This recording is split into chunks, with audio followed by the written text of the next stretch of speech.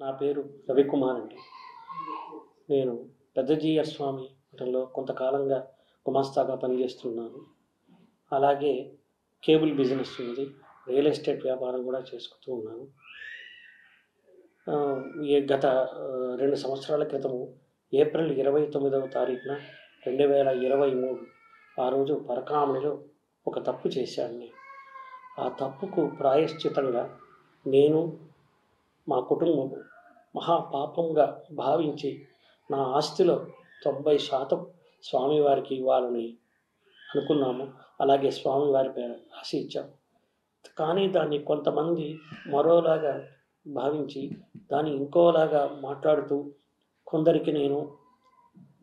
ఒత్తిళ్లతో నేను చేశానని, కొందరికేవో నేను డబ్బులు ఇచ్చానని, ఆస్తి రూపంగా ఇచ్చానని ఏవేవో మాట్లాడుతున్నారు.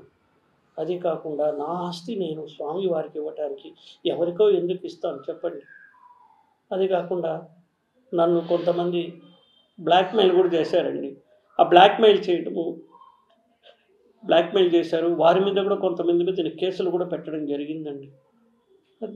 నా బాడీలో, నా అవయవంలో నేను కొన్ని శస్త్రచికిత్సలు చేసుకున్నానని ప్రైవేట్ పార్ట్లో దాని గురించి చాలా అసభ్యకరంగా మాట్లాడారు. ఇది గత 2.5 సంవత్సరాలుగా 3 సంవత్సరాలుగా నేను, నా కుటుంబ సభ్యులు, నా భార్య పిల్లలు మనోవేదన చెందుతూనే ఉన్నాం. ఈ రోజు వరకు కూడా మేము ఆ బాధ నుంచి కోలుకోలేకుండా ఉన్నాం. వాటి గురించి డిబేట్ పెట్టడం, మా గురించి అసభ్యంగా మాట్లాడడము మేము తీసుకోలేకపోతున్నామండి.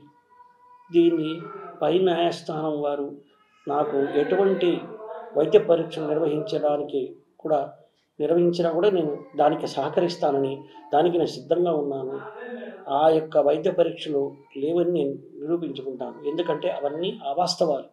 వీరు చెప్పేవన్నీ ఏది కూడా వాస్తవాలు కాదు.